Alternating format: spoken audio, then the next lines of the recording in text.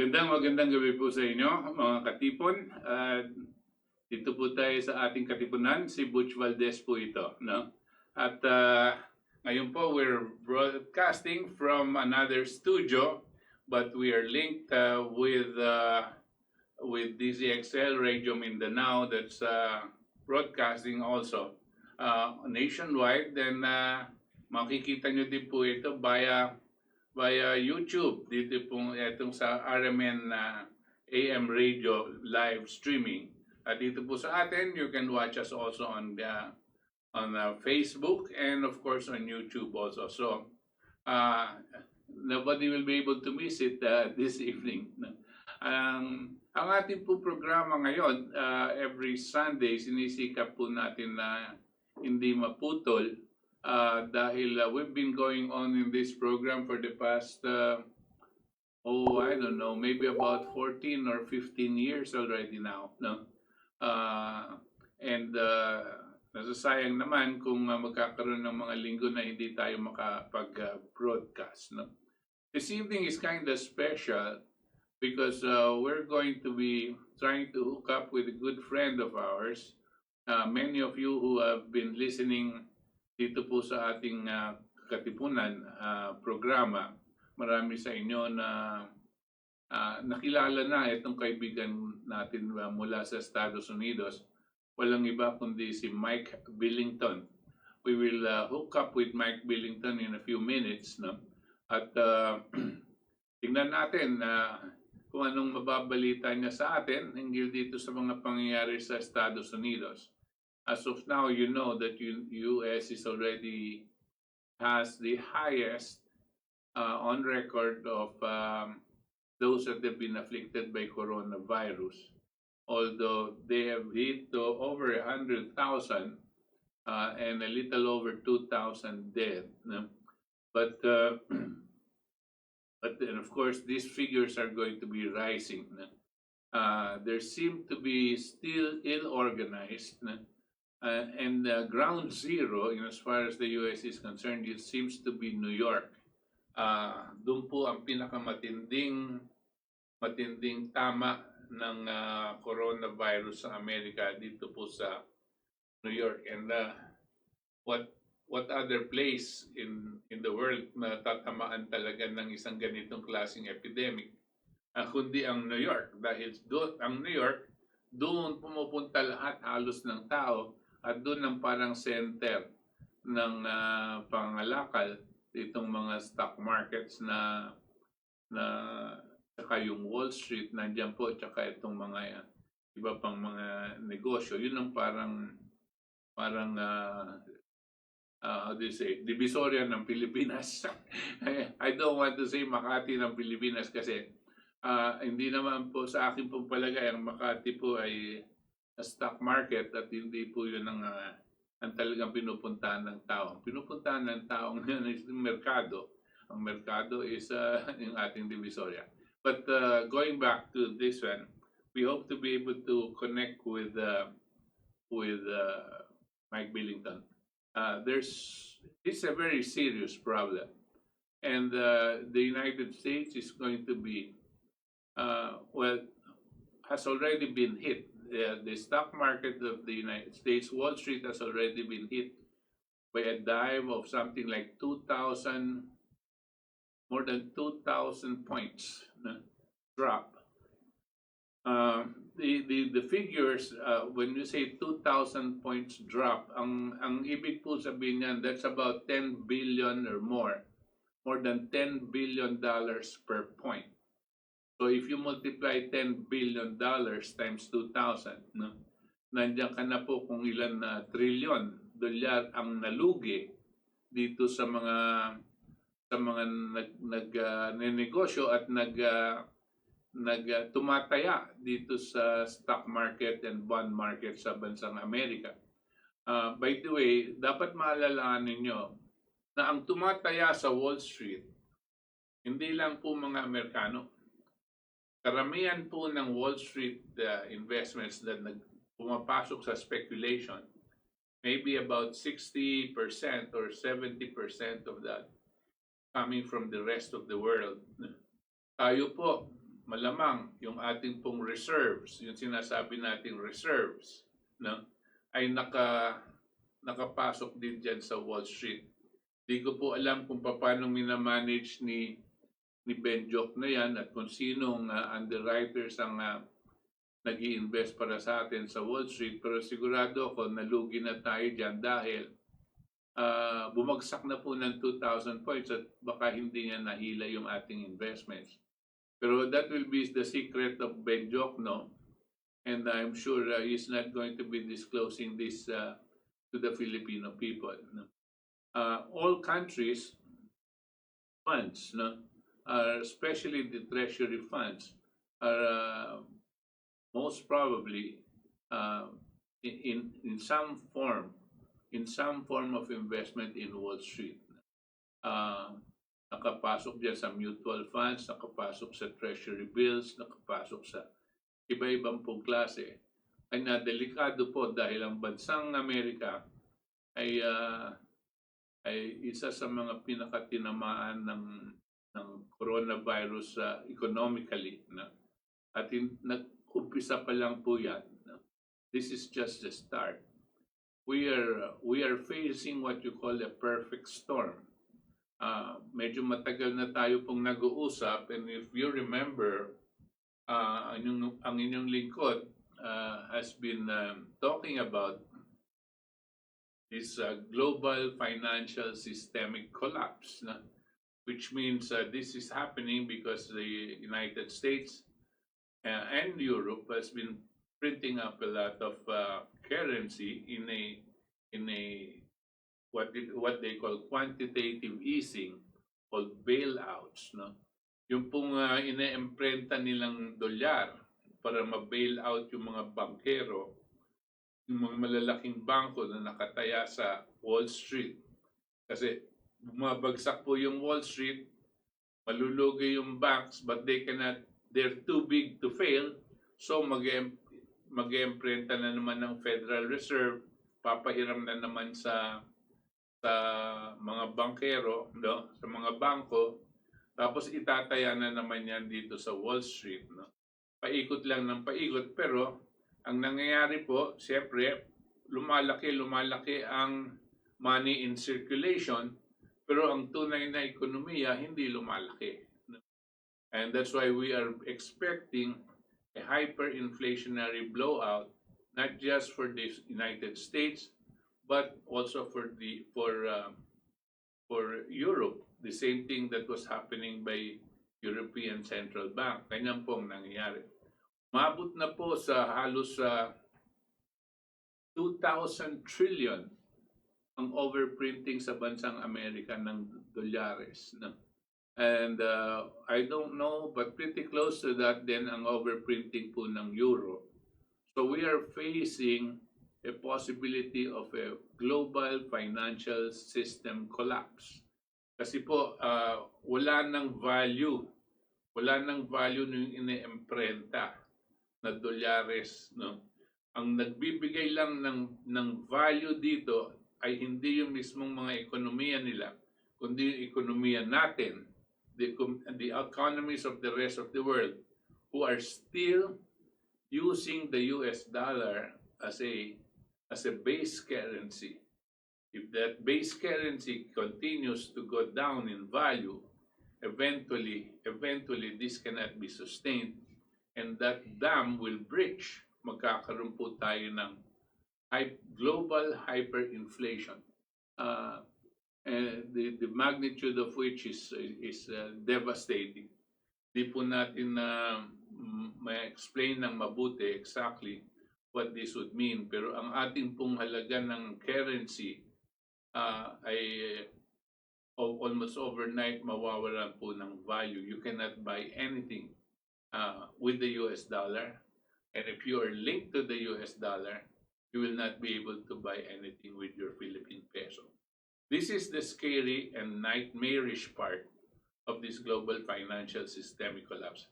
But this did not happen only now. This whole contagion has been in a process. It was building up. Para pong ano yan Parang nagkaroon na ng earthquake dati at itong tsunami, no? Itong tsunami, pagdating na dito sa shores natin, nakikita natin nagbi-build up na papunta dito yung tsunami, no? Sa whole financial system. And we don't know exactly when that thing is going to tip over and flood up the whole world, no? But it's going to, because nothing is stopping it. What makes it worse, and pushes that even faster is this coronavirus, the coronavirus situation. So meron po tayong dalawang klaseng virus. Itong coronavirus, which is hitting the whole world, no? And devastating in terms of economic downturn. All countries have now scaled down. Their whole projections of growth have been redone, and they're not expecting anything in the next few months. They're hoping, of course, that this thing is going to last only for 2 or 3 months. But it doesn't seem so, because the United States is projecting 18 months before things get normalized. So you can just imagine whether, if the United States expecting 18 months, what about countries like ours? Will we still be in a position to function as an economy by that time? That one we'd like to discuss with our good friend Mike Billington when he comes on air in the next few minutes. Meanwhile, we'll take a break.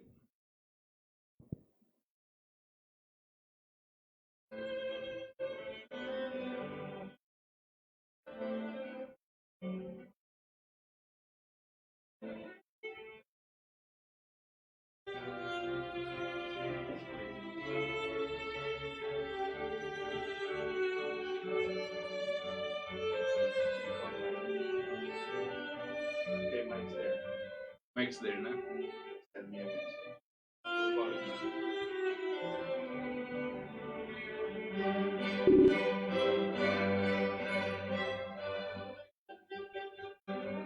Kanina parang bumibilis. Parang bumibilis. Bakit? Yung music.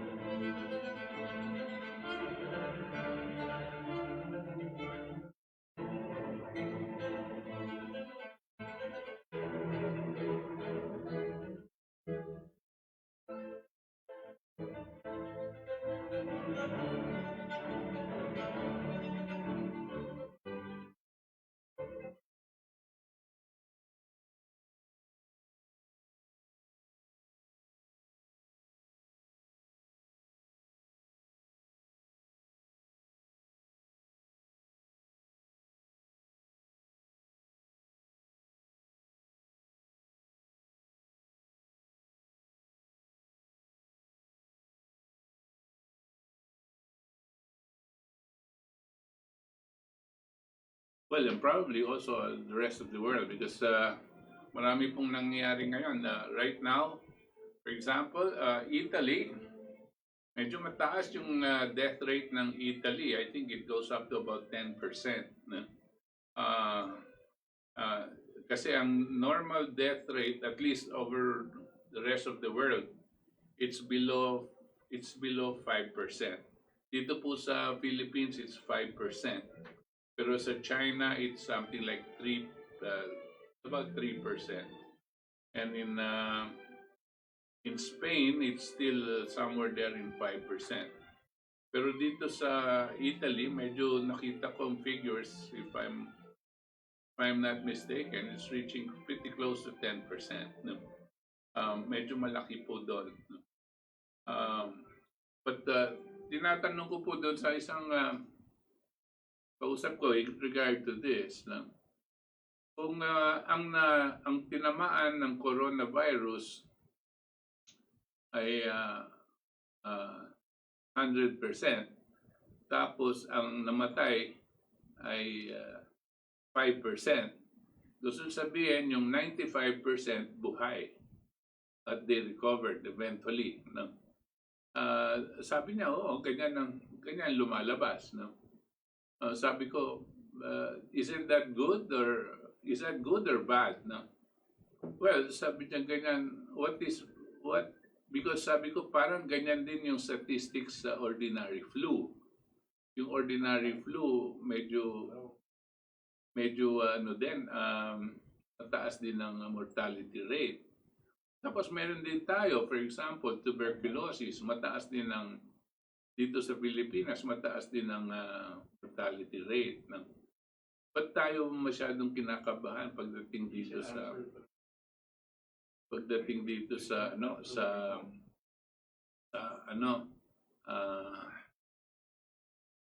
coronavirus, no? Ang sabi nga sa akin, kasi itong coronavirus, ang ano dito, nakakatakot dito, it's highly contagious. Highly contagious. And it is lethal. Lethal in the sense na mabubuhay nga yung iba, maraming mabubuhay, kakayanin, pero not without the sacrifices that we have to make. First, mabubuhay tayo because meron tayong quarantine. Sa flu, wala naman tayong quarantine, sabi niya. Mabubuhay din tayo dahil lahat ng resources ng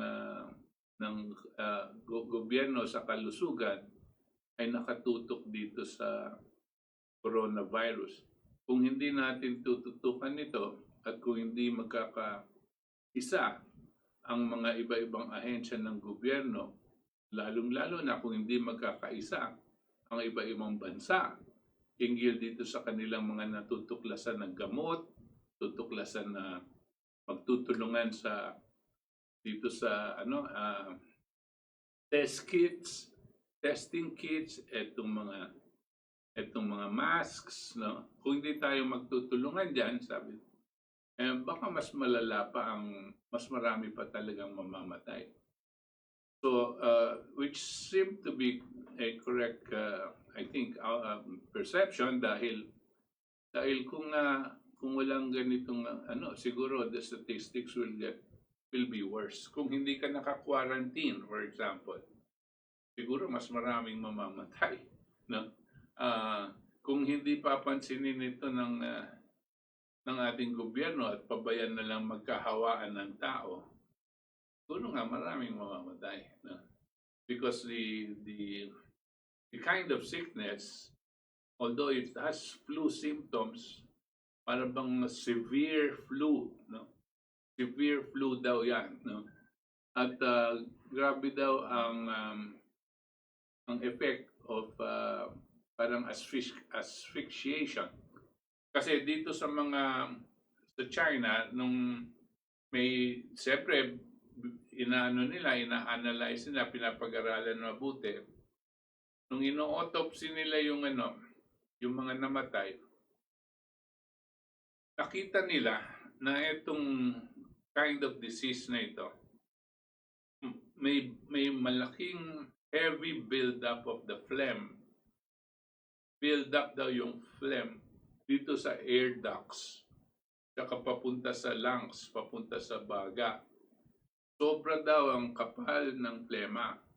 Kanya daw yung gamot, pag ininom nila o bigyan mo sila ng gamot, hindi daw makapasok. It gets obstructed by all the thick mucus, no, that that is created by the disease.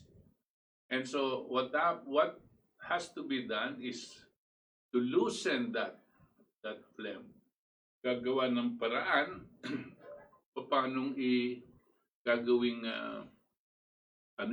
maluwag ang tema. Tayo po dito, alam na natin, madalas kung paano ginagawa natin, inom tayo nga ng maiinit na tubig at kalamansi, no? O kaya nag-i-inhale tayo ng yung hot steam, no? Yung ganyan para medyo lumuwag ang daanan ng ating hangin at medyo lumambot yung mga plema na naninigas dito sa ating daanan ng hangin, no? And sabi nila, this is the only way, no? Now, in many cases, dahil nga hindi naagapan, kung minsan masyadong matagal na. Tapos, dahil matagal na yung phlegm, nag-build up dito sa air ducts, papasok na daw yung heavy phlegma, mucus dito sa baga, sa lungs. Mabigat na yung lungs. That's where pneumonia sets in. And pneumonia is the ultimate killer. No? That's why the old people who are more susceptible to pneumonia are the first ones really that get hit. No? Kasi nga mahina na yung kanilang capability to be able to expel the mucus that is building up in their lungs and in their air ducts. Well, I am not a doctor, but I was happy with the explanation. I learned a little bit more, no, to understand what it is, so that in case I felt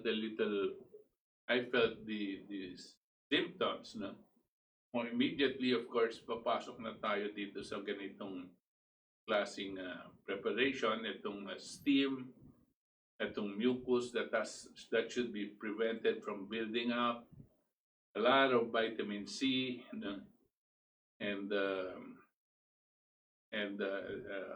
whatever else, and then plus, kasi hindi daw umuubre itong mga antibiotic, no? Alam niyo po kung bakit? Dahil daw itong virus na ito is not an organism. It is not a virus that, moves around or swims around like that. Kung makikita niyo dito sa tawag dito sa microscope, it's more like they said it's a protein. It's a protein molecule that is covered by a very thin layer of fat. That's how the person describes it. And it thrives on mucus. Pag meron kang mucal deposits dito sa throat o sa air ducts mo at nalanghap mo to, meron kang sipon, nalanghap mo to, yung fluids dito sa bibig tsaka sa ilong is where it will thrive. And then ano pong nangyayari? Nagmumultiply yan kasi para siyang nag-geometrically multiply itong virus na ito. Dumadami. But yung cover ng layer of fat, sabi nila, is very thin. And readily, if you drink warm water, it doesn't like heat. If you drink warm water, it melts out the fat and patay agad yung virus. Or you drink warm water or hot drinks to push it down all the way to your stomach, and the gastric juices kills the virus. Ganyan po daw ang behavior nito.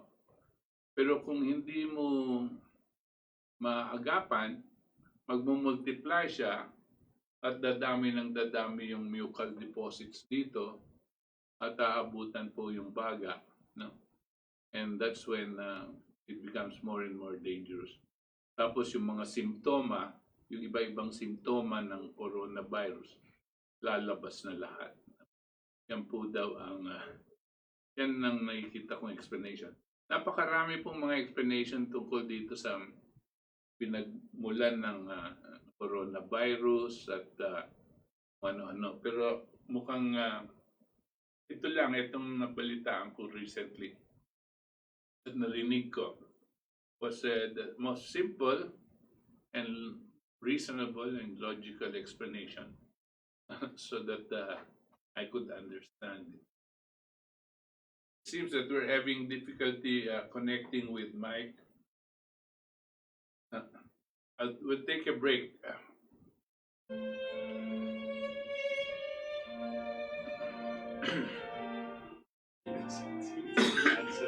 What does he say?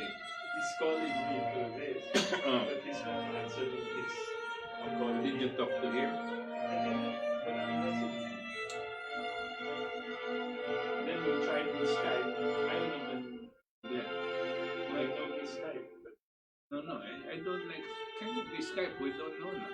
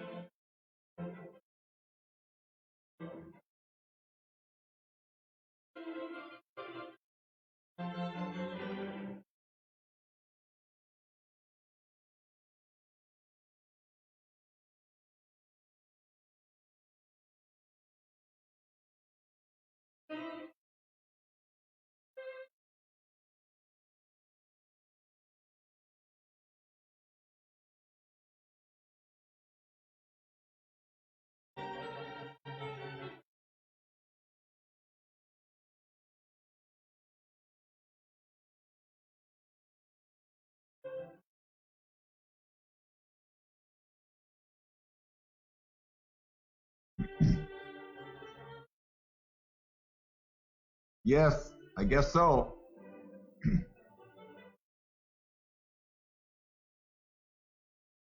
Okay, this is not video, right?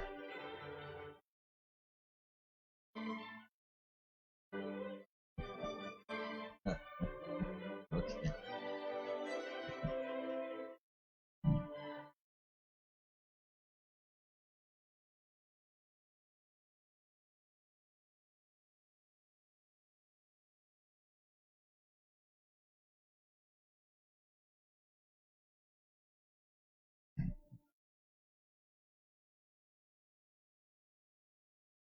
Yes, I'm here.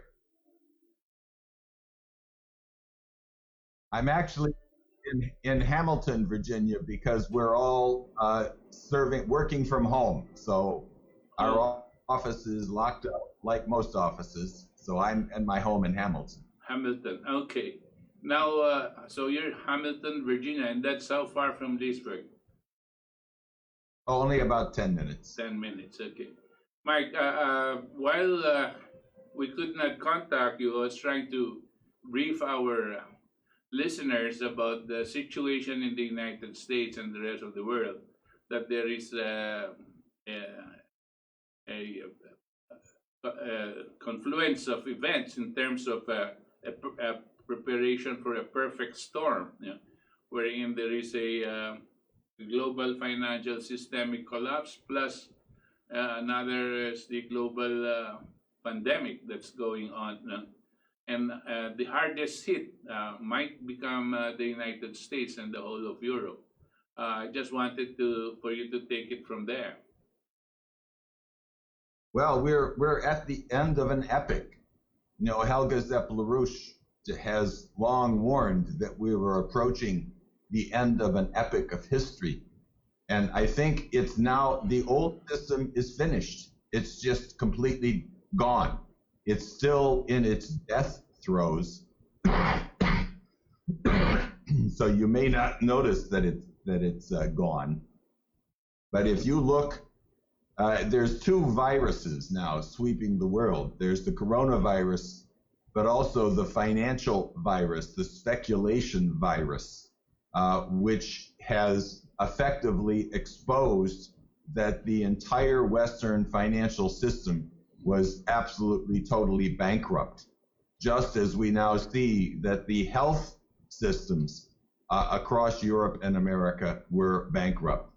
This is the end of a long, long process where all of the policies of Franklin Roosevelt, the Glass-Steagall, the fixed exchange rates, the idea that the World Bank would fund development in the third world, all of those are dead. And yet we don't know what the new paradigm is going to be. I mean, obviously, as you said, we're facing probably the greatest crisis, not probably, definitely the greatest crisis since World War II. But we also, because of the severity of that crisis, leaders around the world and billions of people around the world are beginning finally to recognize that the old system has brought us to ruin and the threat of an existential disaster for the entire human race. Not just the virus, but also the collapse of the system and the threat of war. So we have the potential for an entirely new system. And if you look at what happened just in the last few days, there was a meeting of the G20, which included, of course, Xi Jinping, Vladimir Putin, Narendra Modi, and Donald Trump. And in that call, those four key leaders, who are the leaders that Mr. LaRouche always called the four great powers, who have the strength, if they work together, to create a new world financial system and a new paradigm for mankind, to replace the British Empire and Wall Street and the entire financial oligarchy who have ruined the economies and now even the health of the human race. So they had a very good discussion. And then Donald Trump got on the phone with Xi Jinping and talked for an hour about how collaborate on dealing with this crisis and also dealing with the economic and financial disaster which was sparked by this coronavirus. It's not the cause, and it's important that people recognize that the coronavirus was not the cause of this economic breakdown, but the spark that has unleashed the four horsemen of the apocalypse, as they say, on the world, because we had allowed our infrastructure, our health system, our culture, and our financial system to be effectively turned into one great big ugly bubble, which is now bursting. So it's a dangerous, dangerous time, but it's also a moment where everything that this movement here in America, there in the Philippines, in Europe, in China, in India, everywhere that Mr. LaRouche set loose this power of a great idea that we can restore humanity if we end the power of this financial oligarchy, the British imperial power, and end speculation and go back to what was once well known as the American system, that we control credit through our governments, not through the private bankers, that we have national banks so that government can direct that credit to do what's required. And of course, at this moment, what's required is a huge, huge investment in both taking care of people, but also building a health system that's worthy of the dignity of man, unlike what we have today. And when we look at what is about to happen in Africa and in South America and in the Southern Hemisphere, if this virus is allowed to spread into areas where there's virtually no health structure, where the immunity system of the population is far, far lower than here or in the Philippines, then we have potential Holocaust, the kind that Prince Philip and Bertrand Russell prayed for, when Prince Philip said that there's too many people I wish when I die, I hope I am reincarnated as a deadly virus. So look out, Butch, that coronavirus that's crawling around might be Prince Philip in his incarnation. Well, I thought that he was still alive. You see, did he pass away already? He's the walking dead. He's a walking dead. Mike, Helga mentioned something about the 4 laws of Lyndon LaRouche that have to be taken seriously in consideration if and when the 4 powers get together. And this has to be in the agenda as to how to deal with this present situation. Would you be able to explain each of these things? Sure. I mean, the first, of course, is that what Franklin Roosevelt did the day he came to office in 1933 was that he shut down the entire banking system. He called it a banking holiday. The markets, Wall Street and so forth, had already been closed because there was such a panic. And what Roosevelt did immediately, as you know, and as you've explained to your audience many times, he told the banks that they could not reopen unless they could show federal regulators that they had cleaned out the gambling, that their speculation in stocks and bonds and what we call derivatives, wild speculative investments, not in the real economy, but just gambling with other rich people, that all of that had to be wiped off the books. Now, at this point, what Helga is calling for is that we immediately shut down the financial markets, because as you know, every single day it goes up or down 1,000 points for the Dow, 10% in one day, up, down, up, down. It's completely out of control. It has no relation to the real economy, and it should simply be shut down and then allow us to begin the reforms of the banking system through recomposing Glass-Steagall, which would end the speculation immediately, because you would separate the commercial banks from the investment banks. Investment banks would not be bailed out by the government, only commercial banks, but the commercial banks would be forbidden to use depositors' money for speculation or for stocks and bonds or insurance. They could only use that money to invest in the real economy. So that's the first law of Lyndon LaRouche. The second is, as I said a moment ago, we have to have national banking, not central banks. We have to have, each government has the right to form a bank owned by the government who has the power to direct credit into what we call the general welfare in the American Constitution and the Declaration of Independence, that it's the elected officials. And we have to keep a mind on who those elected officials are, because they can be corrupt too.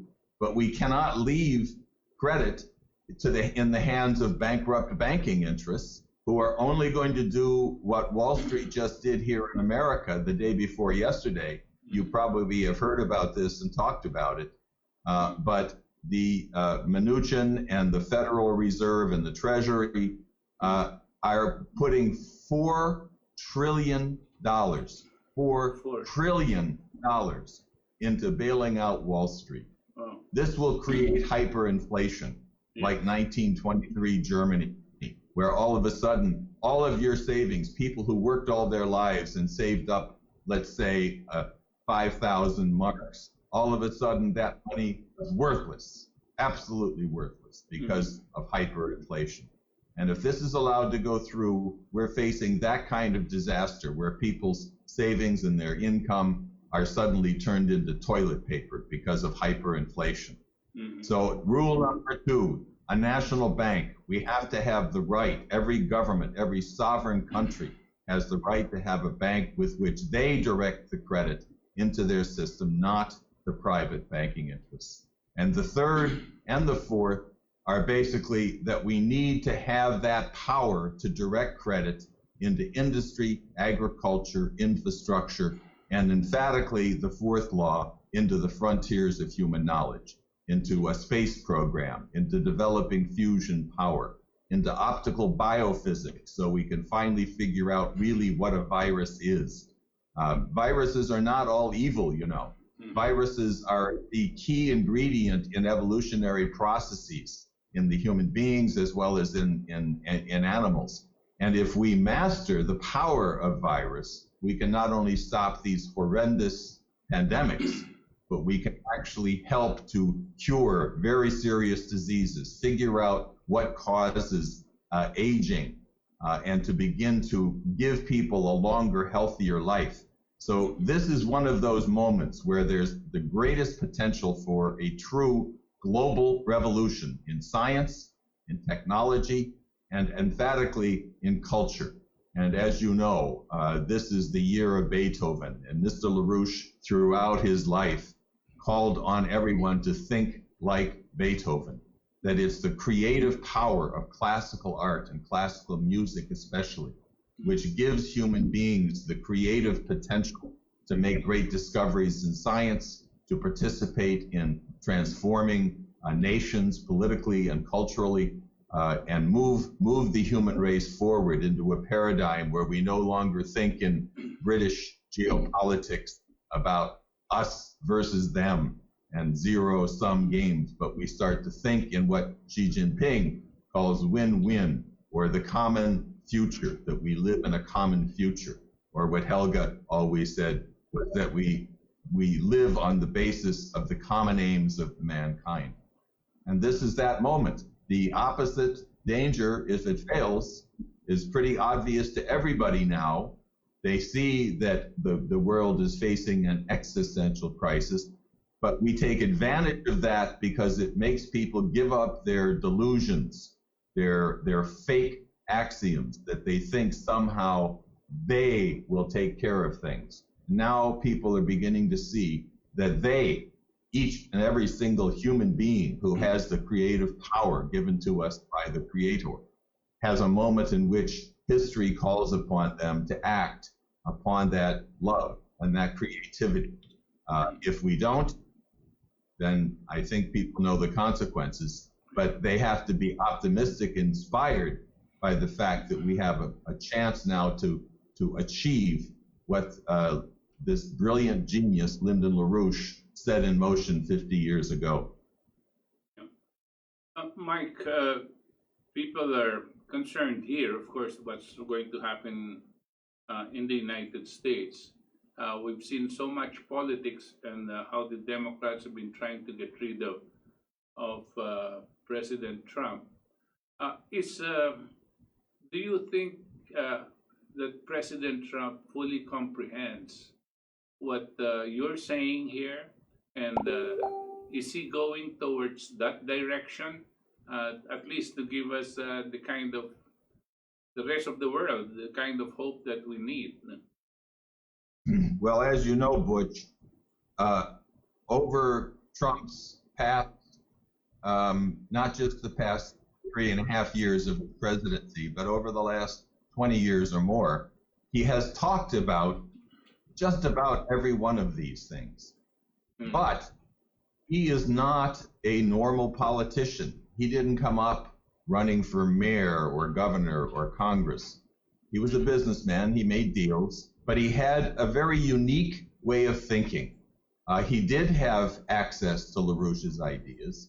As you know, Roger Stone, who was one of his closest friends, considered LaRouche to be the greatest genius of the 20th century and made sure that Trump had access to these ideas, and through other means. So he knows these ideas. He is surrounded by evil people, including in his own cabinet. Not just the Democrats who were the tools of British intelligence, of MI6, Christopher Steele, who were trying to run a coup against the United States to overthrow the president and to effectively impose British indirect control through Wall Street. But Trump, as you know, I mean, here's Trump talking just yesterday with Xi Jinping and saying, you have a great nation, you're a powerful leader, let's work together to solve not only this virus, but let's work together to bring about an economic transformation, that we bring a new thinking into our financial and economic system in order to achieve development for my country and for your country. And yet here's Pompeo, Trump's Secretary of State, virtually on the same day, saying Xi Jinping and the Communist Party of China are the greatest threat to the human race, to our way of life, to our freedoms. We must unite against this threat to civilization. What in the hell is going on? Why has Trump not fired Pompeo the same as he fired John Bolton? And as you know, Trump said correctly that if I had listened to John Bolton, we'd be in World War VI by now. And the same is true of Pompeo. And the same is true on the financial side. He doesn't have a political machine. He's not a Democrat. He's not a Republican. He's an American who is trying to change the destruction of our country and the world that's taken place since the death of Roosevelt, and especially since the murder of John Kennedy. With the murder of John Kennedy, we saw the British mode of thinking and the British mode of economics take over our country systematically. So instead of thinking like Kennedy about we will go to the moon within this decade, we will bring the world and the nation together with a optimism and a commitment to science and technology. And then Kennedy was killed. We were driven into a colonial war in Vietnam, which did as much destruction to America as it did to Vietnam. And thank God America lost, so that Vietnam is a human society today. God knows if it had been treated the way George Bush and Obama treated Iraq and Libya, turning them into terrorist hellholes with basically armed terrorists, armed by us under Obama, running chaos and driving millions of people into refugees, helping to destroy Europe. We're in a dark age brought about by the long-term process of destroying the American system after the death of Roosevelt, the assassination of John Kennedy, and then a few decent tries by Ronald Reagan, and even a little bit of a try by Bill Clinton at one point. But since that time, we had this disaster of 8 years of Bush and 8 years of Obama, who have set the world on fire with wars all over the Middle East, with a mobilization for war against China and against Russia, the building up of this crazy Russia, Russia, Russia, as if there's some threat from Russia or a threat from China, when in fact, Russia and China together are doing what Roosevelt wanted to do through the New Belt and Road. They're taking this idea of development and infrastructure as the way to lift nations out of poverty to every country on earth, all over Africa, all over South America, exactly what Roosevelt wanted to do. China and Russia are more American than America today, which has been turned into a British puppet. But we have with Trump this unusual fellow, rather brusque, sometimes shoots from the hip, as they say, but we have the potential, if we have an aroused citizenry who are committed to acting as human beings here and in Europe and in Asia and in Africa and in South America, we have the potential through the new paradigm, the 4 laws of LaRouche and the Belt and Road of Xi Jinping. And as you know, Butch, not only is the Belt and Road building infrastructure in nearly 100 countries, but now China has taken the lead in fighting this coronavirus, which they demonstrated they were capable of defeating. As you know, they've now opened up Wuhan, they've opened up Hubei province, because they were able to contain it through drastic measures, no doubt. But I think those drastic measures are necessary, and you have to have a government with the strength to stand up against fear in the population and the enemy, the business people like Mike Bloomberg, who are calling for shutting down hospitals, who are saying that we should allow the virus to spread, we should let the old folks die. There was a Dutch epidemiologist the other day who said that we in Holland don't have the problem from the virus that they have in Italy, because in Italy they make a terrible, terrible mistake. They allow old people to go into the hospital to be cured.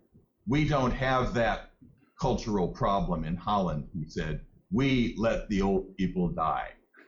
This is fact, pure and simple.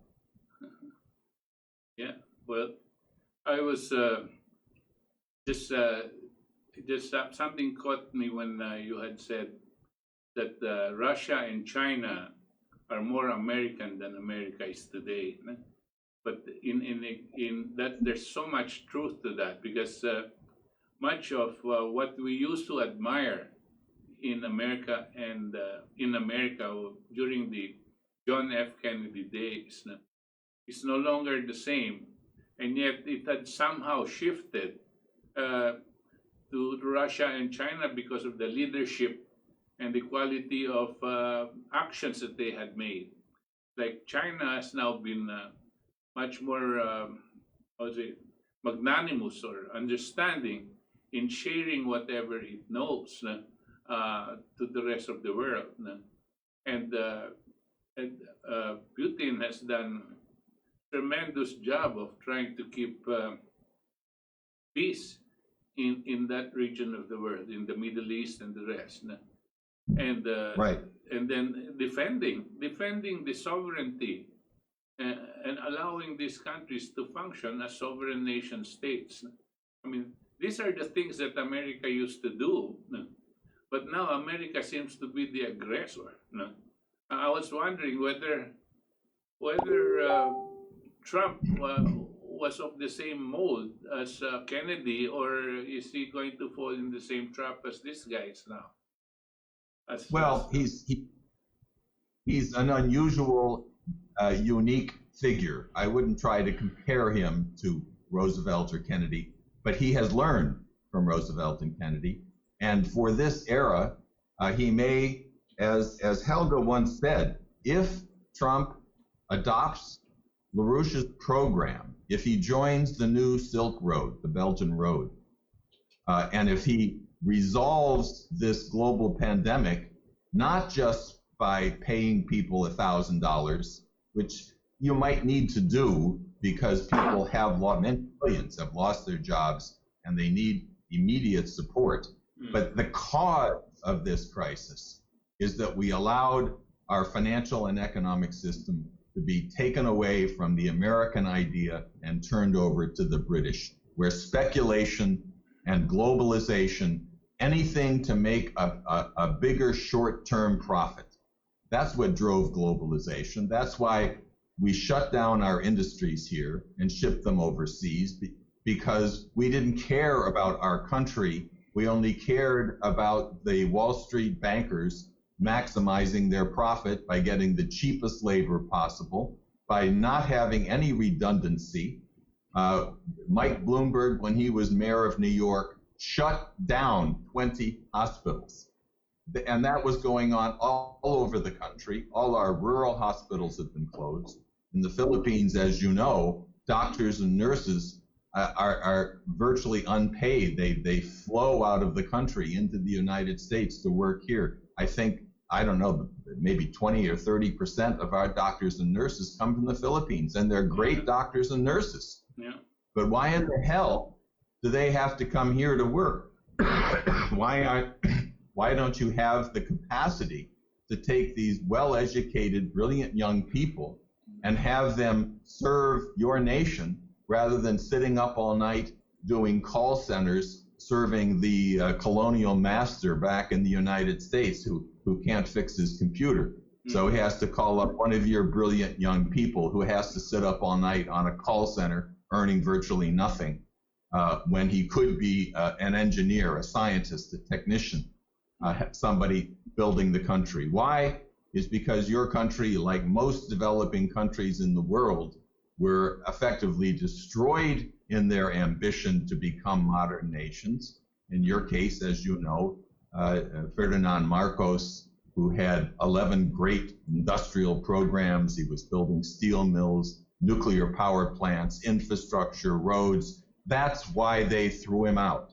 That's why George Shultz and the neocons, Paul Wolfowitz, mobilized the so-called ETSA revolt to throw Marcos out and to throw your country, which was one of the most advanced countries in Southeast Asia and all of Asia at that time, and basically turned it into a basket case that it is now.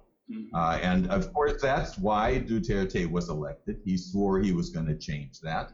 That's why Trump was elected, because he said, no more colonial wars. We're going to bring our industries back home.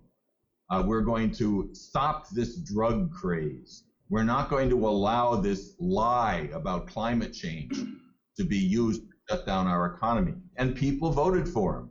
Just as Duterte said, we're going to end this drug craze. And now he, like Trump, has the opportunity in this crisis to basically reimpose the kind of development policies that Marcos had, to develop the kind of real sovereignty that's been lost in your country and my country and all over Europe.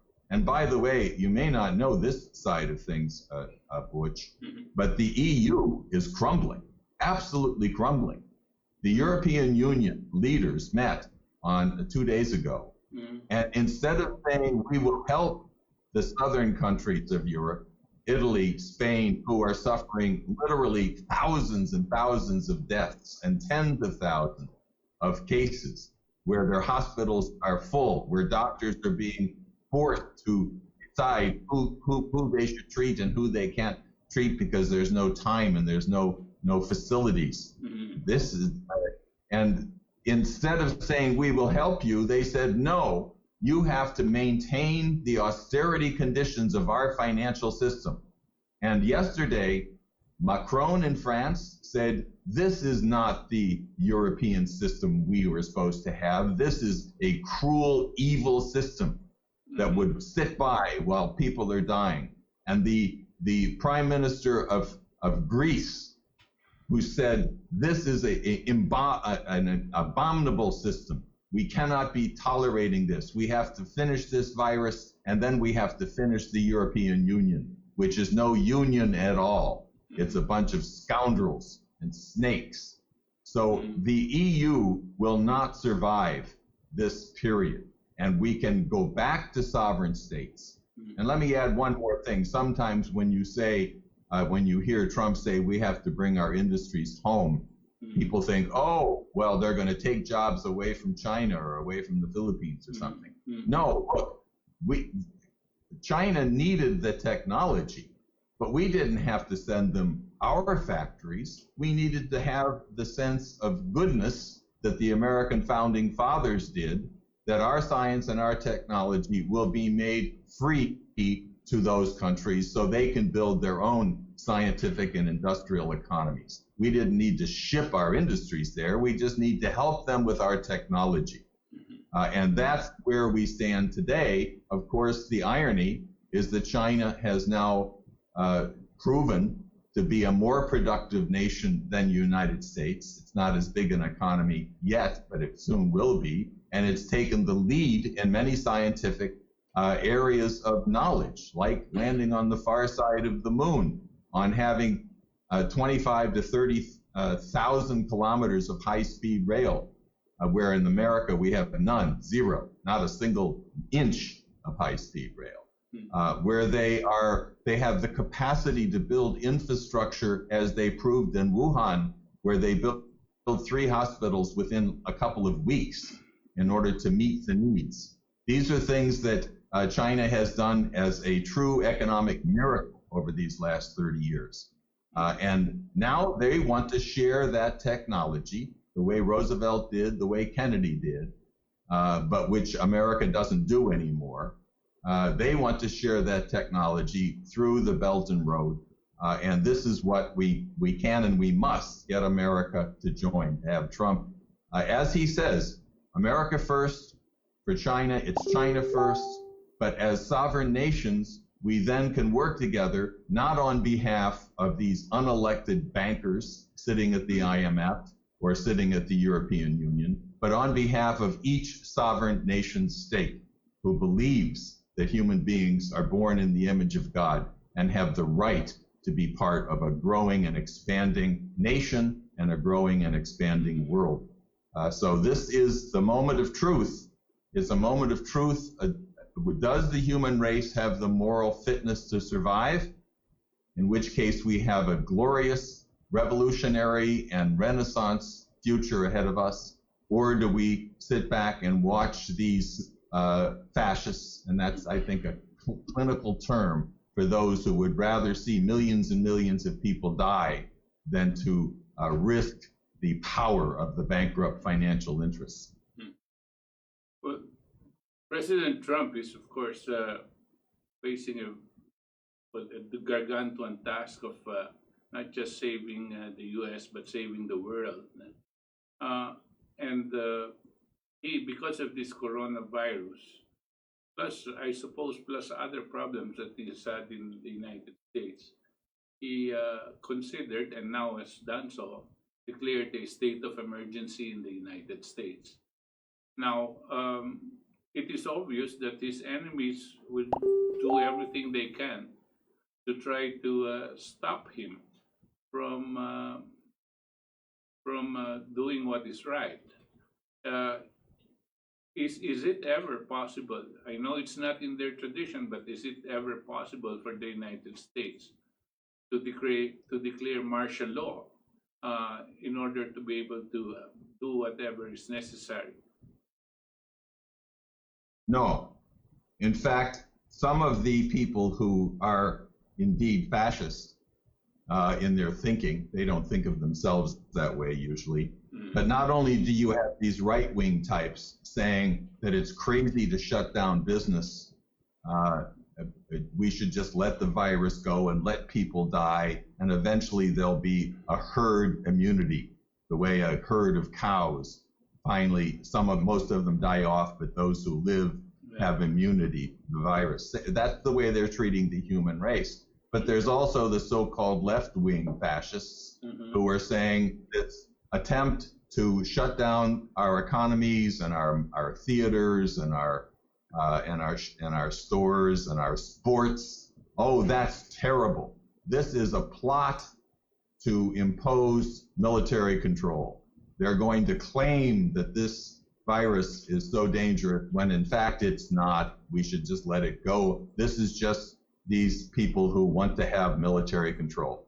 We don't need military control. We have to take the power of this reality, which has, and even as you may know, many of the Democrats who were at the leading of the pack against Trump with the attempt on Russiagate and on the impeachment, many of them are now working with him. Democratic governors like Cuomo and Newsom out in California are praising Trump for what he's doing and for the aid he's giving to them. And we succeeded in passing a bill through the Congress, which has some very, very bad aspects, but at least it does have some emergency support. Now, in terms of the military, the key thing here is to mobilize the military to not only help in countering this virus and building the infrastructure we need, but also serving as a political force to demand that we do that. Now, we have the Army Corps of Engineers here in the United States. These are the people who are now being rallied by Donald Trump and by the governors together in building new hospitals, taking existing, like the Javits Center in New York, which is a huge exhibition hall, which they're transforming into a hospital for 3,000 people, which is supposed to be open on Monday, this coming week. And if in just a week's time, transforming that into a hospital, the way the Chinese did in Wuhan.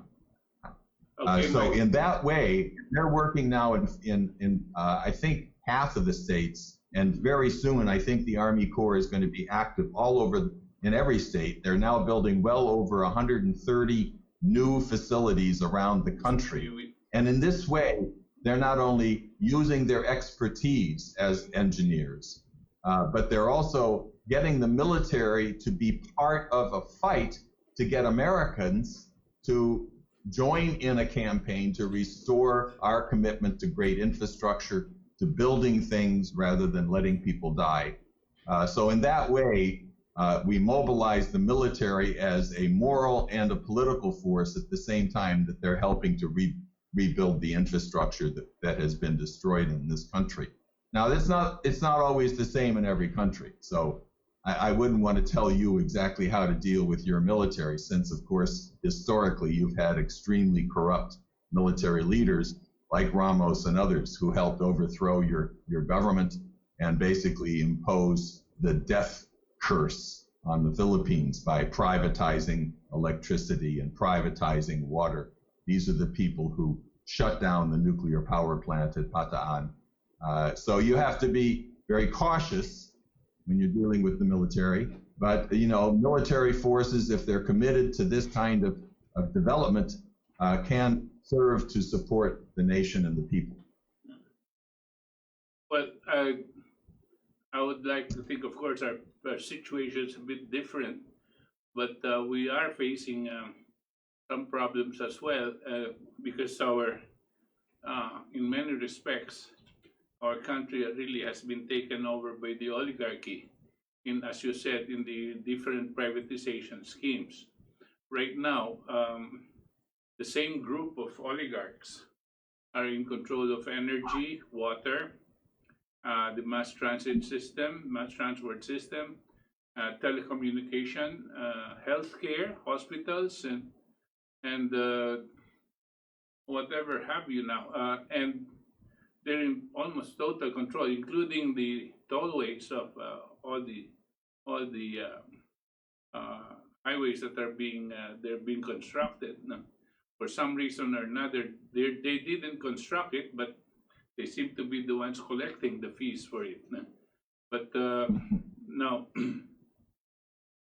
this is the kind of control they have over the country, and as you know, what happens is, of course, there's a lot more, and you could see it manifested in the level of quality of life of our people in general, a lot more poor. Now, this kind of coronavirus didn't help at all because many of our people are on a they are daily wage earners. They eat whatever they earn on that day, and this is a very, very serious situation for us. No? Right, right. We have made the call for the president to suspend the payments of electricity and water, because right now electricity and water together comprise something like 30% of the monthly income of our people, of our minimum wage earners. And this is a tremendous burden. If you compare it to the United States, electricity rates cover about 2% of the monthly wages. But here it's 30%. So it is no one can live under that situation. That's why there are people that are calling for some more draconian measures to be taken. Mm-hmm. Well, I don't want to assert what must be done in your country. Yes. But I have followed very closely not only your work over many, many, many years. I know you've been the leader of a fight to renationalize your utilities, to end this looting process of these oligarchs. And I, of course, was very glad to see that Duterte finally sort of clamped down on the privatized water oligarchical families and threatened to nationalize them, threatened to force them to pay for what they've looted from the people. And he certainly has the opportunity at this point, because of this corona crisis and the economic crisis it's causing, like you said, for especially people who are suddenly without their daily wages, to do exactly what you said. And it's the human thing to do. It's also the sovereign thing to do. That's right. That the sovereignty of the nation is what comes first. And if the people are being destroyed in order to maintain a bankrupt financial and oligarchical structure, then this is no longer a republic. Yeah. This is what we're facing now is the danger of actual fascism in the worst sense of taking over countries. So I think if you look at Europe, where the leaders of the Europeans once called the southern countries of Europe the pigs. Mm-hmm. P for Portugal, I for Italy, G for Greece, S for Spain. Now those are the four countries now facing literally tens of thousands of deaths and hundreds of thousands of people. And these are the people who were revolting against this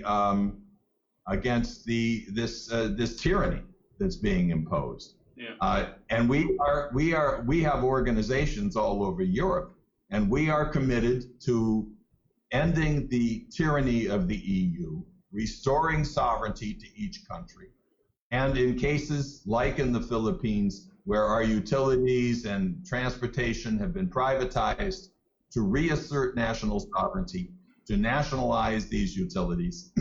You know, people say that's socialist. Well, it's not a question of capitalism or socialism. It's a question of the British system or the American system. The American system was committed to the idea that the federal government is responsible not for our businesses, but for our infrastructure, meaning our transportation, our water, our electricity, our schools, and our hospitals. You look at our health system. Under Roosevelt, we had what was called the Hill-Burton policy. It didn't own the hospitals or the insurance companies, but it passed a law that said that every community must have a certain number of nurses, a certain number of doctors, and a certain number of hospital beds and of ICU units per population.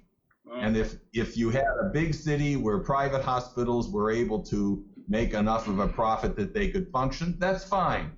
But if not, then the government came in and built public hospitals, and this was especially true in the rural areas where people couldn't afford to, where there wasn't as much business. Basically, you couldn't afford to have a private hospital. But the law was that the state and the government would necessarily build those health facilities. So what happened? Well, when, at the same time with Kennedy being killed and the British system coming in, it was not profitable to keep these hospitals open in the countryside. All of our health care was privatized. All of our hospitals basically became part of the insurance companies, the HMOs. And the result was it was profitable to the owners to shut hospitals down, to deny health care to people, or to make it so expensive that it virtually was denied. And that's why we're in the mess we're in today. So that sense, the kind of thing you're fighting for, that says it's the moral right of every citizen to have health care, to have education. And it doesn't mean that we must have this kind of socialized medicine. It means the government has the absolute right and the necessity, the duty, to make sure that either public or private, the healthcare needs are met, the transportation needs are met, the access to affordable power and food, of course. These are things that the American system was committed to. It's what led to every great period of progress in America under great leaders like John Quincy Adams, like Abraham Lincoln, like Franklin Roosevelt, and like Kennedy. But unfortunately, we've had many, many presidents who were on the other side, who were servants of the British, like the Bush family, like Obama. And we're now having to overcome that disaster, as you are having to overcome the overthrow of your nationalist government under Marcos and the systematic looting and destruction of the population and the economy by these international financial cartels for whom your oligarchy serves. Mm-hmm. Yep. Well, on going back to the discussion we had there earlier, and before we let go of you, Mike. Many people are wondering whether you had mentioned earlier in your presentation that we're entering the 4 horsemen of the apocalypse period. And are we now, with the things that, with the quality of leadership of Trump, which is at the very least giving us a lot of hope, no? And you've got the other leaders like Xi Jinping and Putin also now talking. Can you say that we are far further from war or closer to it under these present circumstances? Well, what you just pointed to gives hope. I mean, if you look at Russia, China, India, and the United States, what LaRouche identified as the 4 powers, which is the necessary minimum alliance to actually replace this British imperial power, you have extraordinary leaders in every one of those countries. As you pointed out earlier, Xi Jinping, who has taken the miracle transformation of China over these last 30 to 40 years, where 700 to 800 million people lifted out of poverty. It's unbelievable. And Xi Jinping, even after this outbreak of this horrible crisis, is committed to the deadline that the Chinese leadership set itself as the end of this year to absolutely eliminate abject poverty.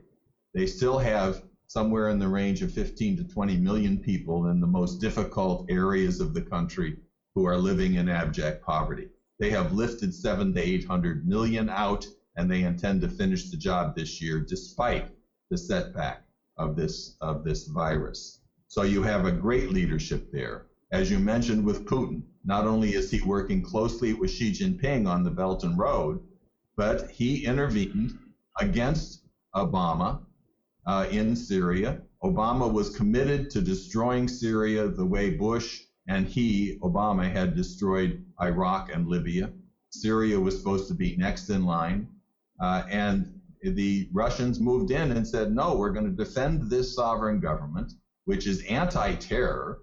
And it was the Obama administration who was arming the terrorists in Syria, all right, which is what General Flynn exposed. And that's, of course, why the Miller people, when they went after Trump and after Flynn especially, he's fighting back now, as you know. Mm-hmm. But this gave hope that, especially with the election, with several events that took place in 2016, the Brexit, which was the first blow to break up this oligarchical European Union, the election of Trump, the election of Duterte, and similar things that were taking place in Europe. This was the sign of a revolution against this idea of the outside non-sovereign forces having power over our sovereign nations.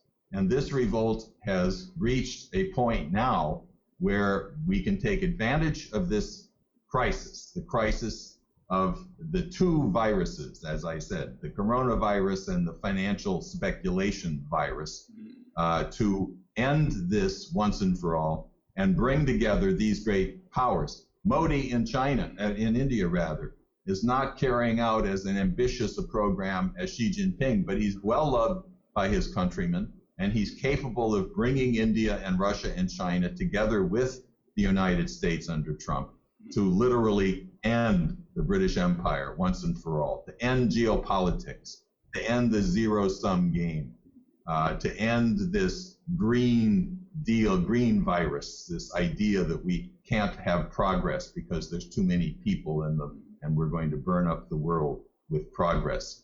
Well, hell, we're going to move to the moon and to Mars and beyond. That's the way you inspire human beings to think like human beings, is that you realize that we're not condemned to live on this earth. We are the unique species, as far as we know, in the universe, that can in fact go out into that universe, who can bring creative reason and the creativity granted to us by the Creator to bring about a kind of positive transformation of our solar system and potentially even the universe. So we have to think that way in this crisis and not get caught up in local thinking or limited thinking, but to actually see that we're at the end of an epoch. We are responsible, each and every one of us, each and every human being, to make sure that this becomes a renaissance, that this becomes a new paradigm for the human race. Well, I'll take your answer as because of the hope and because of the four power alliances that are now coming up. We are at least facing the other direction from war, and the total reverse situation was existing that time with Obama, where Obama was already preparing the encirclement of China and Russia, and practically preparing for war. Good that Hillary didn't come in to make it to the presidency, and instead. Now, just as last question before we let you go, and before you give your final statement, Mike, on the politics, I assume that assuming that the election is going to push through in November of this year in the U.S. And looking at Biden, he looks a bit lost.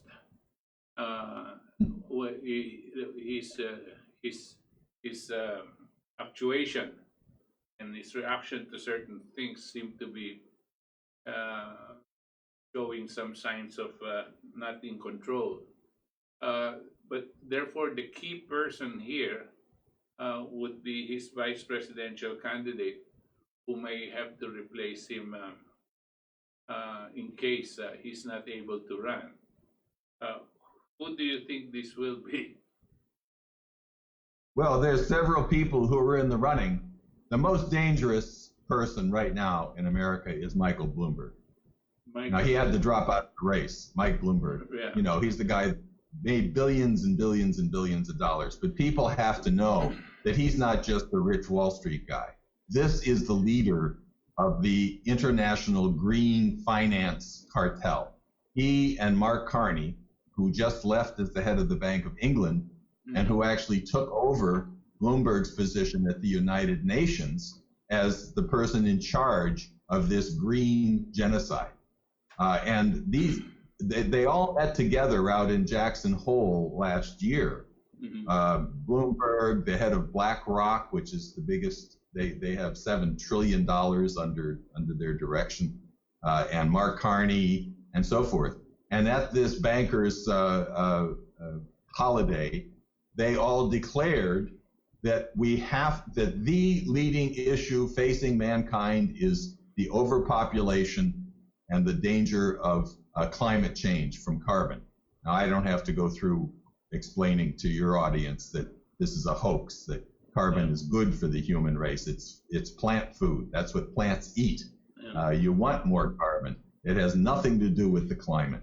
But these people are now admitting that they are indeed fascist, meaning that their policy, Bloomberg and company, is that banks are going to be instructed by law to not lend money to any business which has carbon, which means every power plant, every transportation system, virtually every industry will be told, sorry, you can't have any credit because there's carbon produced by what you do.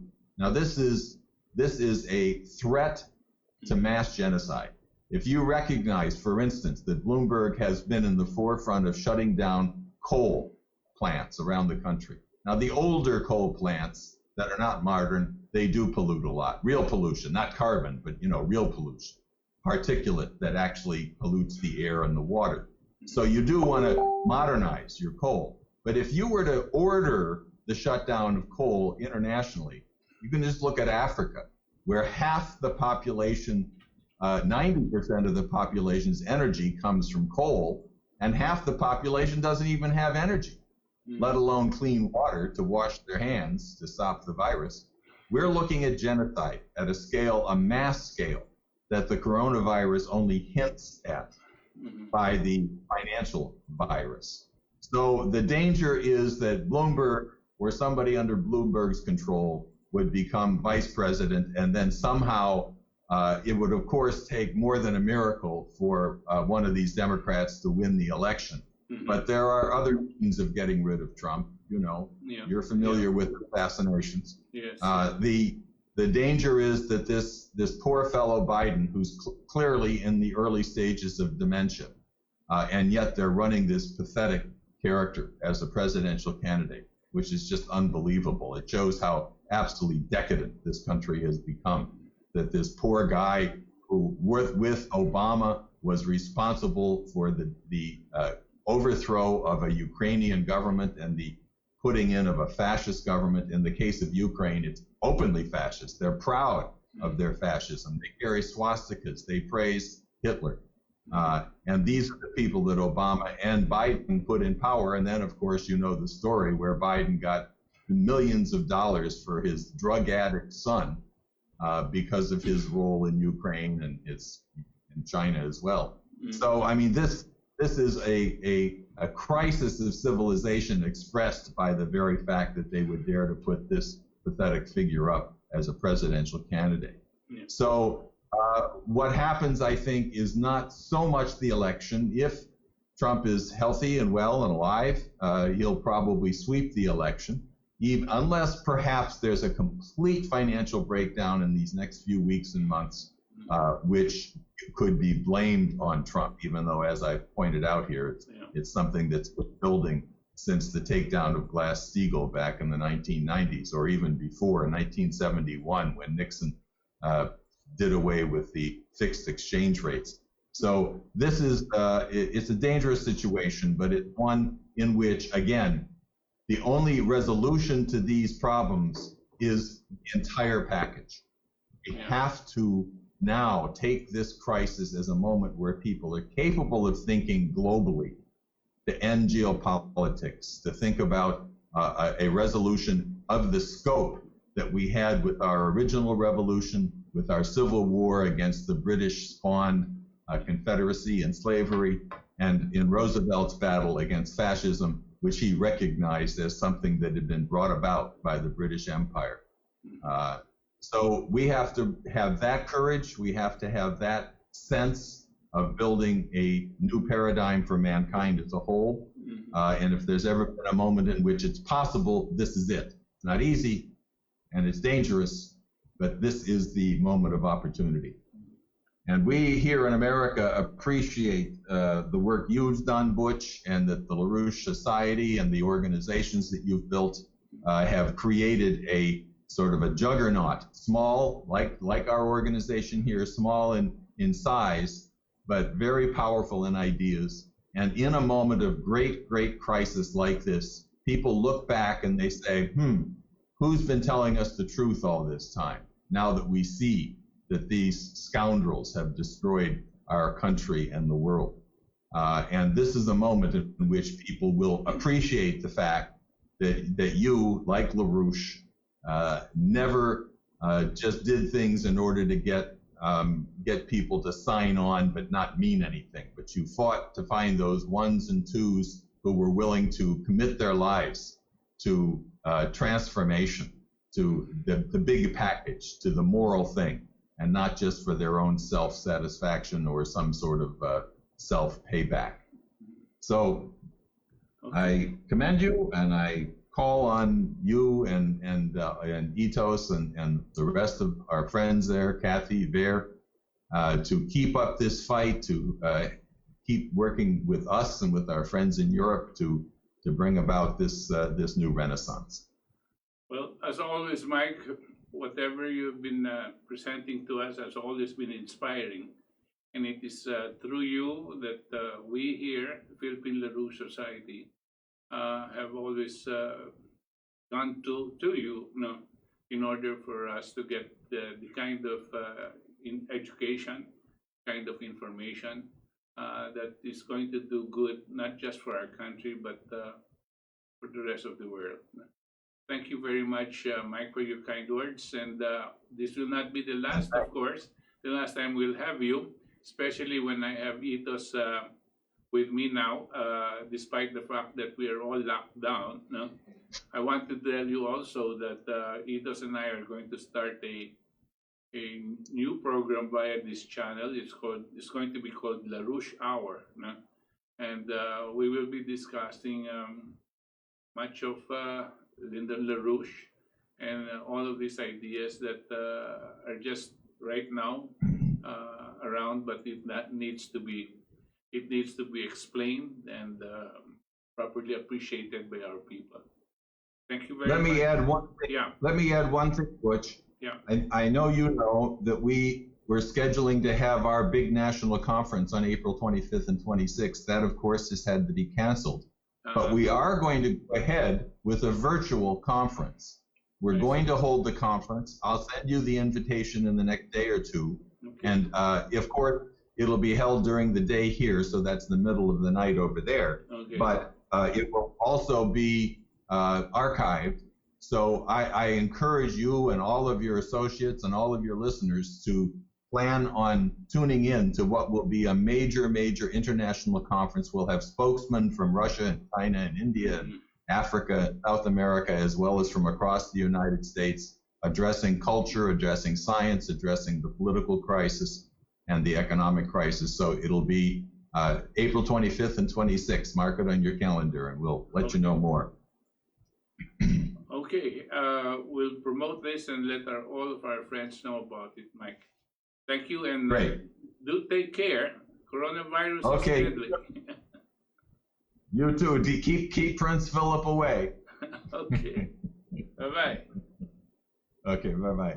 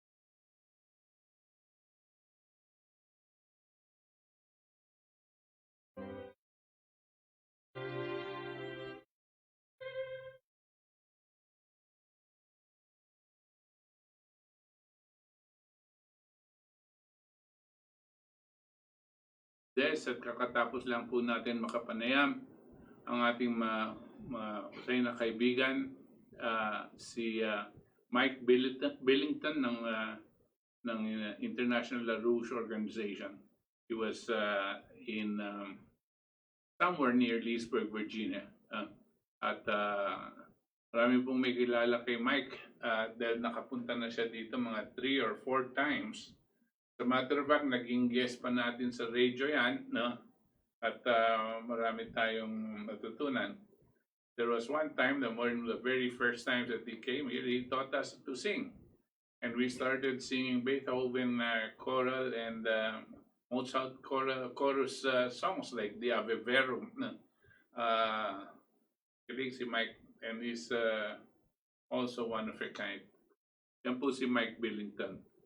At marami po siyang sinabi tungkol sa bansang Amerika, anong nangyayari globally, at pakinggan nyo na po ang kanyang mga sinasabi, napakarami po. No? We had him for more than an hour, I think. No? Normally kasi mga 30 minutes, 45 minutes lang siya, pero ngayon, we had him for more than an hour, and it's good because na medyo extensive yung explanations niya about the different things that are happening right now in the United States and how it affects the rest of the world. Okay, so I don't know, I don't have the access to the messages coming from our viewers, but Itos, my able assistant, is going to be reading it loud enough for me to hear, and I will react to them. Thank you. Okay, let's start with one. Alistair B. Mabelico. Magandang gabi po, Katipunan Demokratikong Pilipino, especially kay Sir Butch Valdes. Tina Rodriguez, watching from Winnipeg, Canada. Okay, Cesar Soberano. Good evening to the Maestro, Revolutionario Ka, Butch Valdes, and Katipuneros of Kamao. Thank you. Lourdes Aquario, magandang gabi po, watching from Thailand. Tina Rodriguez, nako si Rol Esperas ng DWIZ, galing ng network kasi doon walang tulugan, maski gabi nasa lanas. Ang tao, dikit-dikit ang pasyal from Canada. Jose Lauro Malonzo, good PM, Prof. Butch.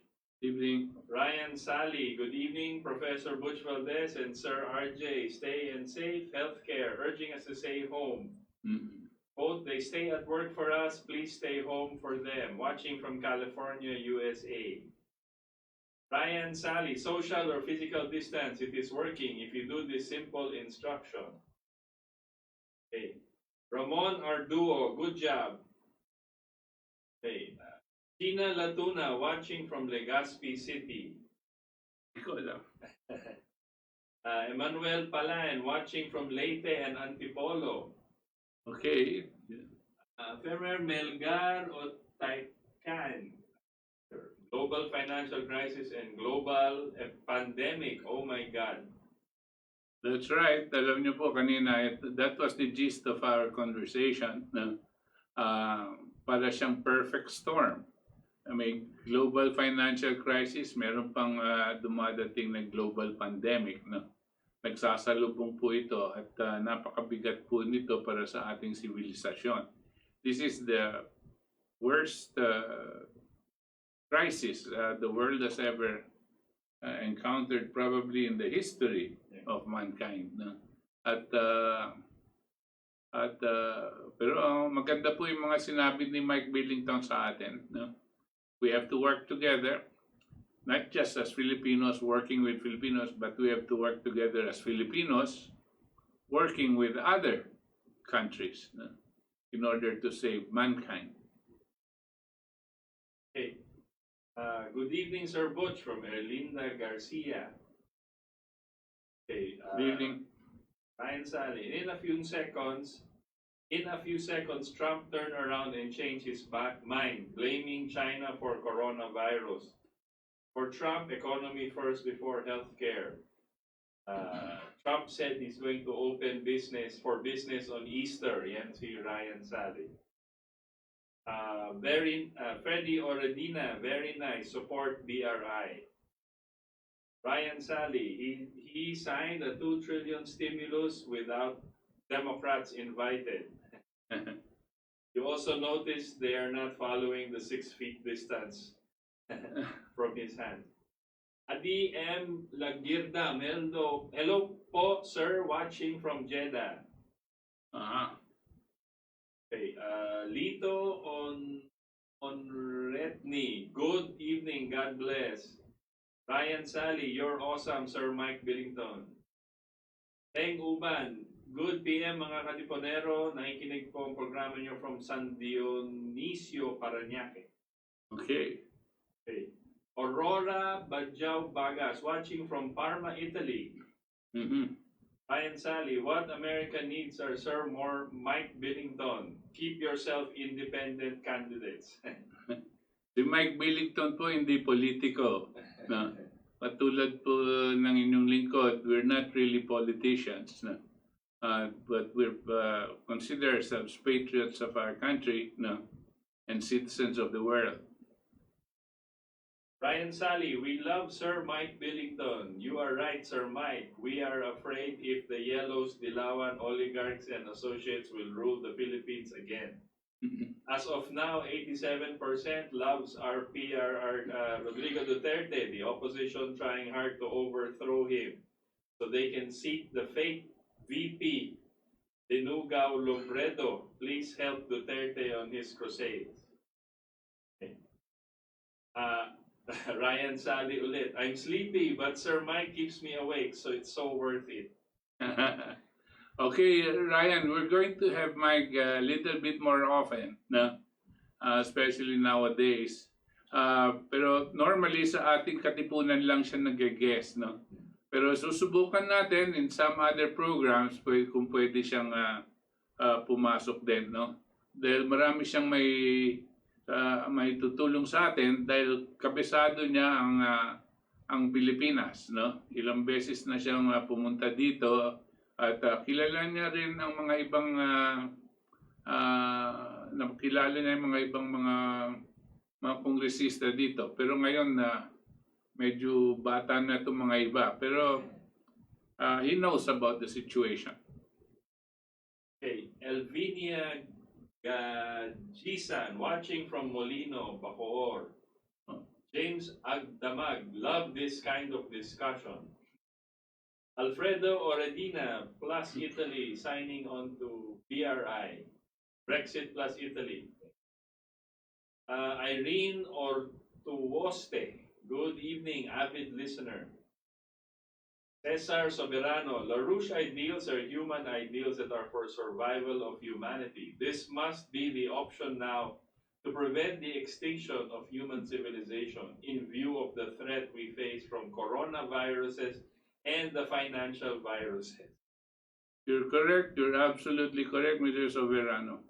I'm also glad and thankful that although we have our normal number of people texting us from all over the world, our OFWs, I seem to notice that there was an increase in text messages coming from our people here in the Philippines. No? Salamat po. Maraming salamat. Okay, Ryan Sally again. Sir Mike, do you think we should shut down every year to ease the climate? Right now, all over the world, pollution is tremendously down because of shutdown. Okay. TY, Sir Mike, same. Si Ryan Sally. Take care and God bless. Okay. MG Ocasla. Thank you so much, Mike Billington, for the great eye-opener, Truth and Issues. I am a follower of KDP. My respect to you all, great players and important people of our time. Thank you. Masagana 99, parang massive Russian roulette ang coronavirus. Sana maubos mga politiko at oligarchs. Paranasan sana nilang ma-intubate at ma-hook sa neck vent. Yes, sir, Butch. He knows the Marcoses from Ryan Sally. So, we'll wait for more text messages. Yeah. So far. Okay, I don't know how much time we have. 10 minutes. 10 minutes. We only have a few minutes left, but so we have also a message from our good friend Noni Alvarez. Good evening, Butch. Great to hear Mike Billington again. Protect yourself against the COVID-19. Thank you, Noni. Ikaw din. Mag-ingat tayong lahat. No? Dito, meron mga iba palapit na dahil mga kaibigan na natin, naririnig natin medyo nasawi dahil dito. No? So we have to be very, very careful and medyo strict dapat tayo dito sa protocols ng quarantine. No? Washing of hands, taking a bath if you go out, no? Washing the gates, even the gates, no? And the clothes that you use going outside, when you get in, immediately take them off, wash them. If you cannot wash them, at least hang them in the open air and the heat of the sun, because the heat of the sun will kill off the virus. No? Ganyan po ang aming pinapractice dito.